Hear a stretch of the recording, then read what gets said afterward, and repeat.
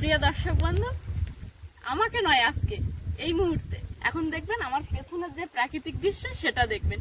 দিকটার মেঘটা একটু দেখো তুমি, কি সুন্দর লাগছে, ভালো লাগছে না? সত্যি হয়তো এই সময় ওই জন্য দুর্গাপূজাও হয়, আর এই সময়ের নামটাই হয়তো শরৎকাল, এই কারণে।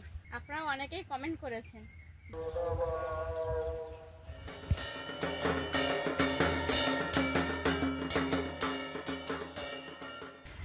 নমস্কার, আপনারা সকলে ভালো আছেন তো? সাথী বিপ্লব ব্লগ পরিবারের আরো একটা সম্পূর্ণ নতুন পর্বে প্রিয় দর্শক বন্ধুকে জানাই অনেক অনেক স্বাগত এবং সেই সঙ্গে শুভ সপ্তমী। তো যারা প্রথমবারের জন্য দেখছেন, চ্যানেলটি যদি ভালো লেগে থাকে একটু সাবস্ক্রাইব করে দেবেন, লাইক কমেন্ট করে পাশে থাকবেন, শেয়ার করে নিজের বন্ধুদের মধ্যে ছড়িয়ে দেবেন। হ্যাঁ, আর আজকে সকাল সকাল চলে এসেছিলাম নদীর পাড়ে নবপত্রিকা দেখতে, কিন্তু এসে দেখছি দেখা আর হলো না, হয়ে গেছে জিনিসটা। ঘুম থেকে উঠতে একটু লেট হয়ে গেছে আর আসতেও দেরি হয়ে গেছে। যাই হোক, তো সম্পূর্ণ পর্বটি আপনাদের দেখার জন্য অনুরোধ রইল, কোথাও স্কিপ না করে দেখতে থাকুন, আশা করব আপনাদের ভালো লাগবে। প্রিয় দর্শক বন্ধু, আমাকে নয় আজকে এই মুহূর্তে এখন দেখবেন আমার পেছনের যে প্রাকৃতিক দৃশ্য সেটা দেখবেন। আর আমরা এসেছিলাম এখানে নবপত্রিকা দেখতে। নবপত্রিকা দেখা হয়নি তো কি হয়েছে, এই প্রাকৃতিক দৃশ্যটা দেখে মন ভরে গেল।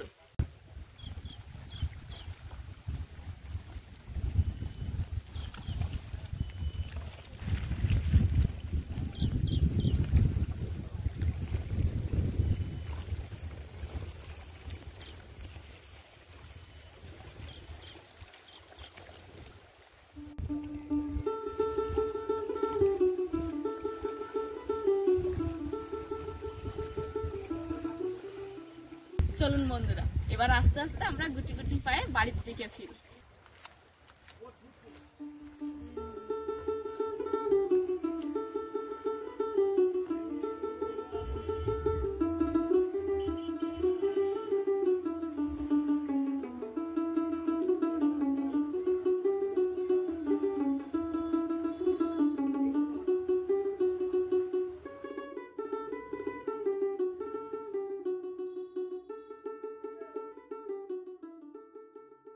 বাজার থেকে ফিরে এখন বাড়িতে চলে এসেছি, আর দেখি বাড়িতে এসে দেখি বাবার সঙ্গে কি গল্প করছে সুপ্রিয়া, দীপশি। ও মা, আজকে ডিম খাবো, এই ডিম আর আলু রান্না হবে। ডিম এনেছি, আর দেখ আমি বাজার থেকে এনেছি একটা মশার ধূপ এনেছি, একটা মশলা এনেছি ম্যাজিক মশলা, আর একটা ছোট ঘি আছে, আর দাঁড়া একটা তোদের একটা দই খাওয়াই। ধর তুই একটা নে, তুই একটা, মা একটা, হ্যাঁ, আর আমার একটা। খেয়ে দেখো তো কিরকম দই, খেয়ে দেখো। এই যে দেখো দই লাগে সাদা সাদা, খেতেও কিন্তু দইয়ের মতো। তোদের কি দইয়ের মতো লেগেছে? খেয়েছিস তোরা? দেখি দীপশিকা কি কি বাজার করেছে। দীপশিকা দেখে সারা দোকান খুঁজছে বাজারের মধ্যে। দেখি মেহেন্দি, এটা কি মেহেন্দি? হ্যাঁ। তোরা সপ্তমীর দিনে মেহেন্দি করবি না অষ্টমীর দিনে? ও বাবা, দীপশিকা কন্ডিশনার, শ্যাম্পু আর কন্ডিশনার। দেখি তুই কন্ডিশনার চিনিস? ইয়ে দীপশিকা, আর শ্যাম্পু, আচ্ছা, আর বিস্কিট। ও বাবা ভাইয়ের জন্য, আর এটা দুটো কার জন্য? আচ্ছা, পালস, আর আর আর কিছু না। তুমি কি কিনেছো? এরা দুজন দেখছিলাম দোকানে ঘুরছিল। মেহেন্দি, আচ্ছা। ও বাবা, এরা ডাব শ্যাম্পু। ও এ আবার সিল্কেন সেন কিনেছে। তেলটাও যে মাখতে হয় তুই সেটা জানিস? এটা কন্ডিশনার। না, এটা হচ্ছে ওই সিল্কেন সাইন তেল, মানে না এটা কন্ডিশনার। এটা তেল না, এটা তেলের মতো স্নানের পরে মাখতে হয়। এখানে লেখা আছে কন্ডিশনার। এই হ্যাঁ, ওটা যেটা করতে হয় ওটা স্নানের সঙ্গে। হ্যাঁ, সময় একেবারে শ্যাম্পু। তোরা তাহলে জানিস এই বিষয়টা, এবং দুজনে আলাদা আলাদা চয়েসও আছে দেখছি। চল, অনেক দুপুর হয়ে গেছে। বাজারে হলে এ দোকান থেকে ও দোকান, ও দোকান থেকে সে দোকান করছে। অনেক দুপুর হয়ে গেছে, থাক তোরা। থাক দীপশিকা, থাক, এসে কে থাক। আরে ডিম এনেছি রে, থাক থাক। আমরা বাড়িতে আসছিলাম বাজারের উপর থেকে, আজ থেকে দেখছি একটু বেলাটাও বেড়ে গেছে, তো বাড়ি এসে মাছ মারতে গেলে দেরি হতো, তাই ভাবছিলাম বাজার থেকে একটু মাছ কিনে নিয়ে আসবো। তো আজকে ঠিক করে দেখছি সব দোকানে মাছ বিক্রি হয়ে গেছে, লাস্টে আর কিছু না পেয়ে ডিম কিনে নিয়ে এসছি। আজকে রান্না হবে আপাতত ডিম আলুর একটা তরকারি করব, ভাত করব। আর দেখি এখন মা কি করছে। আমার একটু আসতে লেট হচ্ছিল দেখে মা দেখছি চাল বার করে নিয়েছিল রান্নার জন্য। সাথে এদিকে প্রচণ্ড ব্যস্ত, সুস্বাদু কিছু খাবার বানানো হবে। খাবার বলতে ডিম আর আলুর তরকারি। দ্রুত তুমি রান্না বসিয়ে ফেলো। ততক্ষণে বাজার থেকে আনা যে দই লজেন্সটা আনা হয়েছে, দেখুন এর উপরে বাংলায় লেখা আছে দই, বাংলা দই। এটা খাওয়ার পরে ঠিক কেমন টেস্ট হচ্ছে একটু দেখি।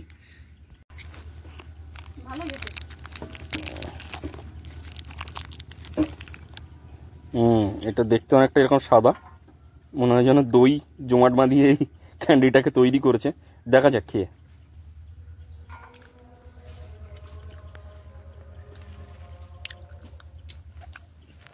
একদম অরিজিনাল দইয়ের টেস্ট আছে, মানে মুখে পড়লেই মনে হবে যেন মুখে বাংলার যে টক মিষ্টি দই সেটা মুখে আছে।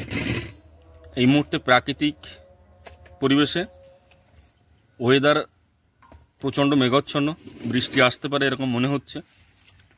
খুবই সামান্য হাওয়া হচ্ছে, কিন্তু ওয়েদার যথেষ্ট গরম।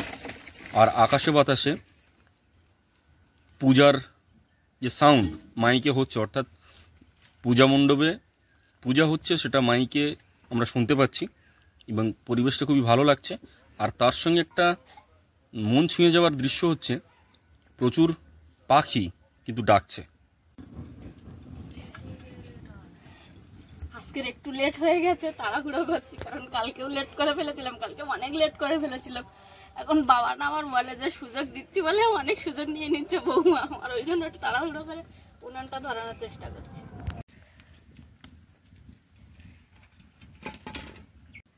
একটু লবণ দিয়ে দিলাম। ভাত ডিম আলু সেদ্ধ বসিয়ে দিয়েছি, দিয়ে এখন যাব মাঠে ব্রাহ্মী শাক তুলতে। প্রচন্ড রোদ উঠেছে বলো। হুম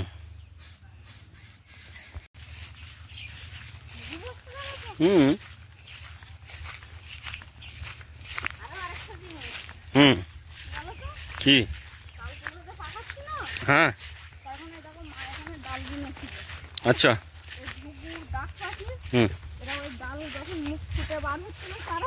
এই গাছগুলোর কথা বলছো? আচ্ছা, তখন ওই পাখিটা আরো ফুটে ফুটে খেয়ে নিয়েছে, গল্প হয়ে যায় না, ডাল ধরবে বলে দেখো ফুল এসছে। দেখো ডালের ফুলগুলো তো বেশ ভালোই দেখাচ্ছে।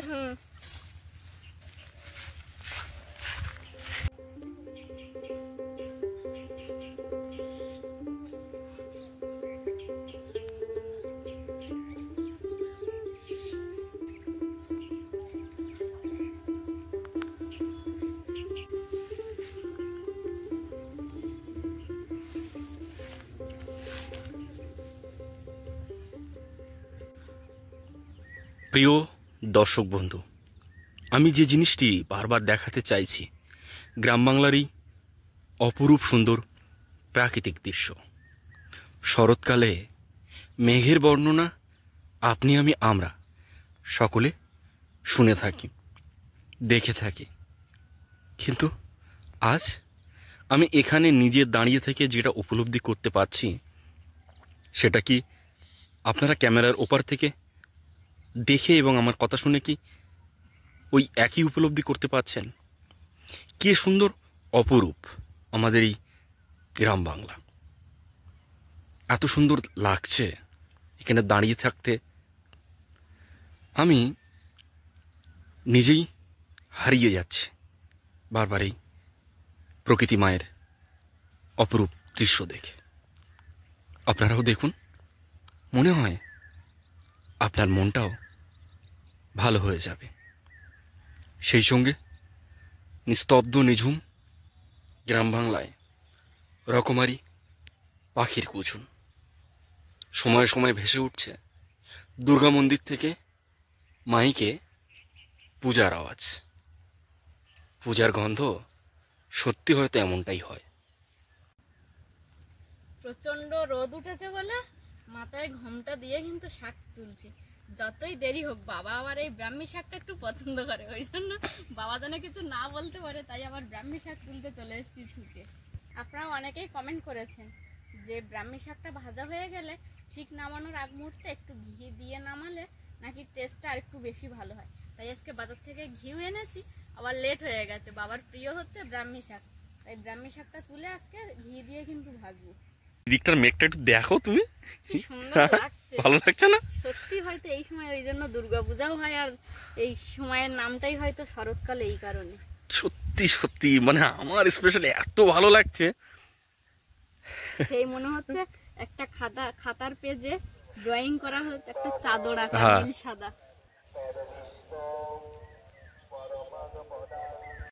এই সুন্দর দৃশ্য, তার সঙ্গে দেখো ওদিকে দুর্গা মন্দিরে আবার ব্রাহ্মণ মন্ত্র পাঠ করছে। একেবারে দৃশ্যটা দেখে যেন মন ভরে যায়। আচ্ছা, আপনারা কি শুনতে পাচ্ছেন ব্রাহ্মণ পুরোহিত মশাই মন্ত্র পড়ছে? চুপচাপ থাকি, দেখি একটু শুনতে পান কিনা।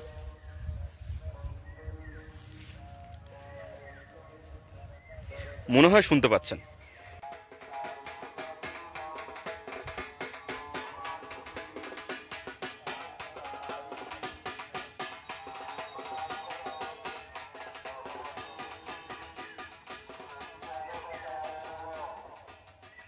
ধানের মধ্যে হয়েছে। তা তুমি আর কতটা তুলবে? অনেকটা তো হয়েছে। হ্যাঁ, এবার চলো। বাড়ি যাবো। আরে এই শাক তুলতে আসলে এত সুন্দর শাক তো মানে ফেলে রেখেও যেতে পারি না আমি। পূজার আনন্দ আমাদের সবাইকে মাতোয়ারা করে তুলছে। চারিদিকে রকমারি আলো, প্রচুর মানুষের ভিড়। আমরা সেই মানুষের ভিড়ের মধ্যে হারিয়ে যেতে চাই একরাশ আনন্দের মধ্যে। কিন্তু আমরা হয়তো কেউ কখনোই হারাতে চাই না নিজের প্রিয়জনকে, আপনজনকে। সঙ্গী বা সঙ্গিনী অবশ্যই দরকার আছে পূজার এই আনন্দ মুহূর্তে। তুমি যেতে দিচ্ছিল না, দেখো কি সুন্দর শাক, দেখো একটু। এত রোদে, রোদ তো কি হয়েছে। আমি এবার উনানের ধারে সবকিছু গুছিয়ে নেবো, বুঝলে? সবজি দাদা জিনিস লাগে।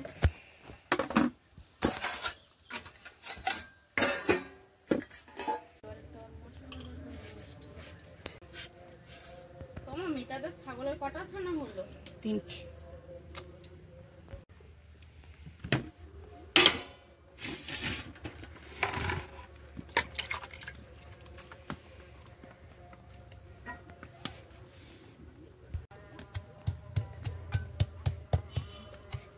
রসুন থেতো করা হয়ে গেছে, এবার একটু আদা কুচিগুলো থেতো করে নেব, নিয়ে জিরে মরিচ একসঙ্গে দিয়ে বাটবো।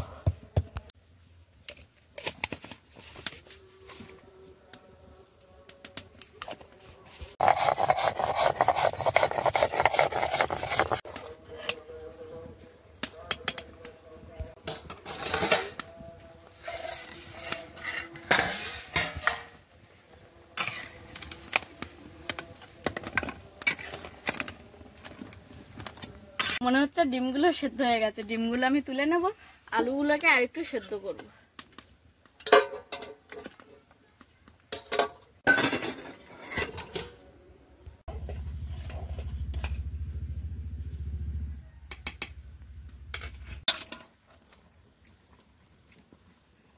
ভাত আর আলুটা সেদ্ধ হতে লাগুক, ততক্ষণে আমি সেদ্ধ করে রাখা ডিমটাও ছাড়িয়ে নেব।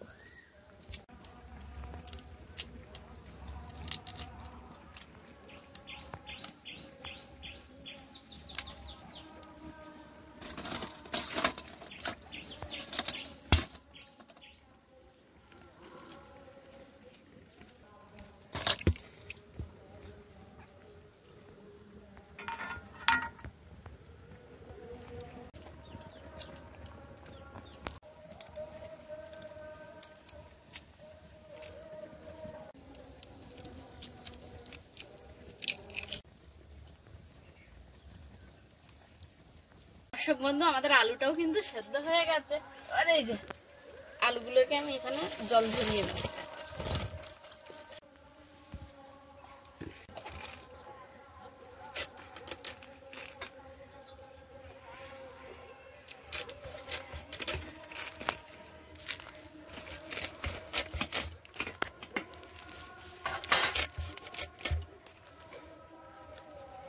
বন্ধুরা, দেখতে দেখতে কিন্তু ভাতটাও হয়ে গেছে। আমি ভাতটা নামিয়ে ফ্যান ঝেড়ে নেবো, আর ফ্যান ঝাড়ার আগে আমি খালি কড়াইটা অন্তত উনানের উপর তুলে দেবো।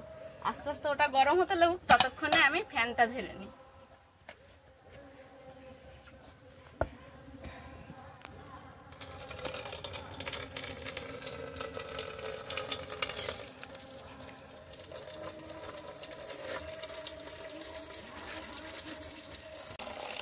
আগে ওই শাকটা ভেজে নেবো নাকি না তুমি কি বলছো? সেদ্ধ করা আলুটা তো নামিয়ে নিয়েছি, কিন্তু একটু গরম আছে, ছাড়াতে লেট হবে। ওদিকে শাকটা তুলে এনে মায়ের হাতে ছেড়ে দিয়েছিলাম, আমার আর কোনো কাজ ছিল না। মা কুটে কেটে রেডি করে দিয়েছে, এবার শাকটা ধুয়ে নিয়ে আসবো, এনে আগে শাক ভাজাটা করে নেব, তারপরে কিন্তু ডিম আলুর তরকারিটা করবো। তোমার কি গরম লেগেছে? ফ্যান চালিয়ে দিয়ে একটু। ঘি গলে গেছে তো? হ্যাঁ, ঘি থাকুক, এরকম থাকুক। এবার থাকবে? হ্যাঁ হ্যাঁ, আমার ফ্যান একটু চালিয়ে দেবো মা।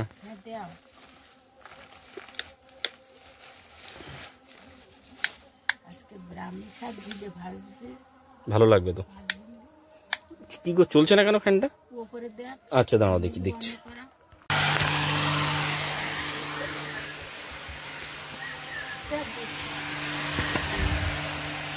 মা আজকে শাক আর আলুটা কি সুন্দর ছোট ছোট করে কেটে দিয়েছে।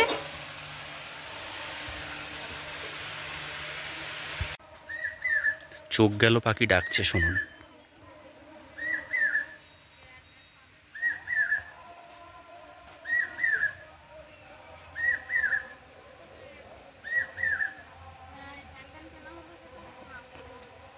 শুনতে পেয়েছেন তো?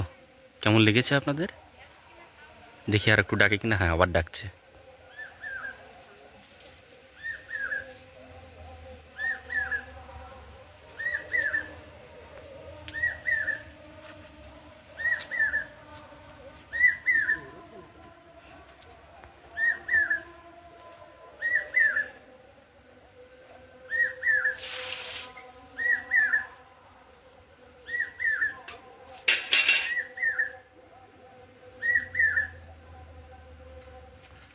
আর আবারও ডাকছে।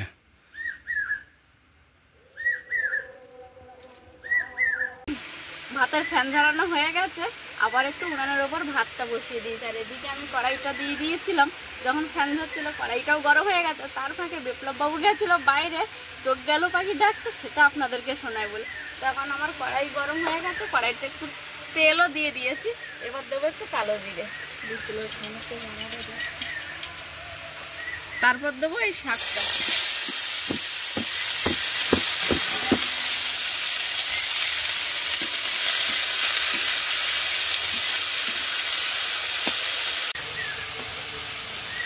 একটু স্বাদ মতো লবণ দেবো, আর একটু হলুদ দিয়ে দেবো। তার আগে আরেকটা কথা বলি আপনাদেরকে, ভাবি আস্তে আস্তে করে কাছ থেকে মাকে ছুটি দিয়ে দেবো, কিন্তু আজকে শাক আর আলু ভাজাটা এত সুন্দর করে কেটেছে, বলুন তো ছুটি কি করে দিয়ে দিই মাকে? এইরকম ভালো কাজ করলে কিন্তু মাকে আমি ছুটি দিতে পারবোই না। এত সুন্দর কেটে কুটে দিলে আর ছুটি হবে না মায়ের। তোমার বৌমা বলেছে রান্নাঘর থেকে তোমার ছুটি হবে না। তুমি এত সুন্দর কাজ করো, মাঝে মাঝে একটু কাজ খারাপ করে করতে পারো না?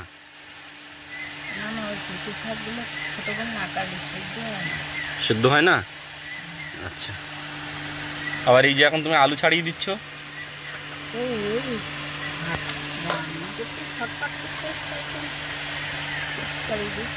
আচ্ছা ঠিক আছে।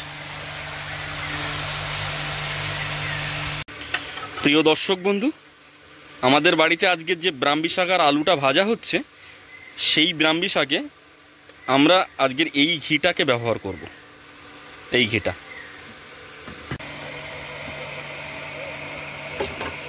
বন্ধুরা, আমার কিন্তু ব্রাহ্মী শাকটা হয়ে আসছে। এবার একটু ঘি দেবো, দিয়ে আর নামিয়ে নেব।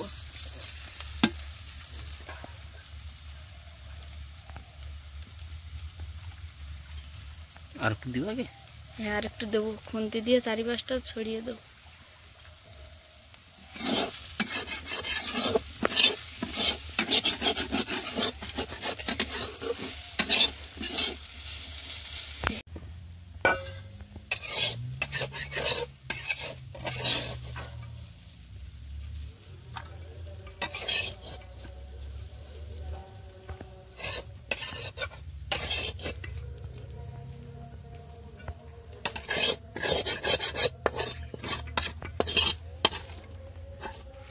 এরকম দুটো করে ভাগ করে দেবে মা? আলুর দম মতো দেখাবে? আচ্ছা,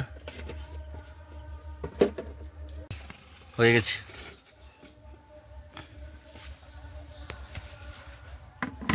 উমা, তুমি একটা থালায় ভাত বেড়ে বাবার জন্য ভাতটা ঠান্ডা করতে দাও, কারণ বাবা তো গরম ভাত খেতে পারে না। তোমার কতক্ষণ লাগবে রান্না করতে? ওই তো হয়ে গেছে। আলু ভাজবো, ডিম ভাজবো, দিয়ে দেবো জল, তরকারি হয়ে যাবে। তেল গরম হয়ে গেছে, আবার ডিমগুলোকে ভেজে নেবো।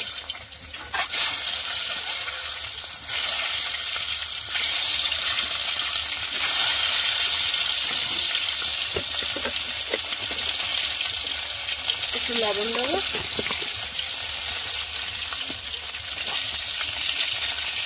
আর একটু হলুদ।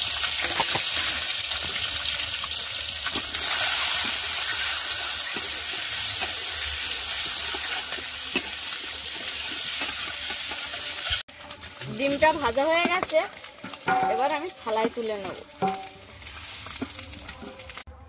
গরম তেলের মধ্যে দিয়ে দেবো একটু রসুন কুচি, পেঁয়াজ কুচি,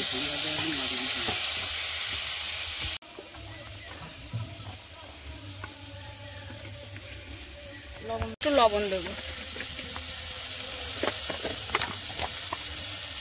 একটু হলুদ দেবো।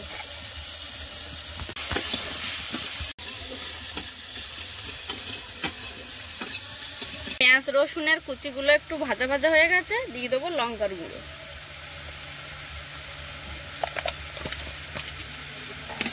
এবার দেবো আদা, জিরে, মরিচ একসঙ্গে করে বাটা। ভাজা মশলার মধ্যে একটু জল দেবো। মশলা তেল ছেড়ে দিয়েছে, এবার দিয়ে দেবো সেদ্ধ করে রাখা আলু।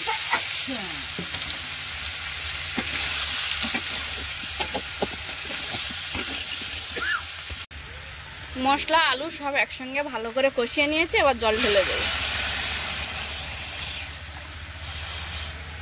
এর মধ্যেই দিয়ে দেবো ভেজে রাখা ডিমগুলো।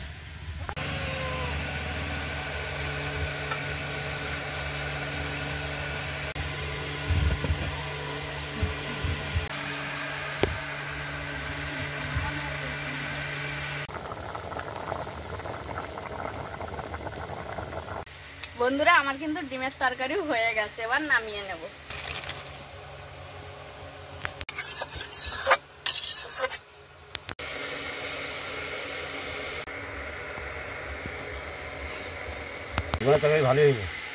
দোকানের তরকারি ভালো লেগেছে?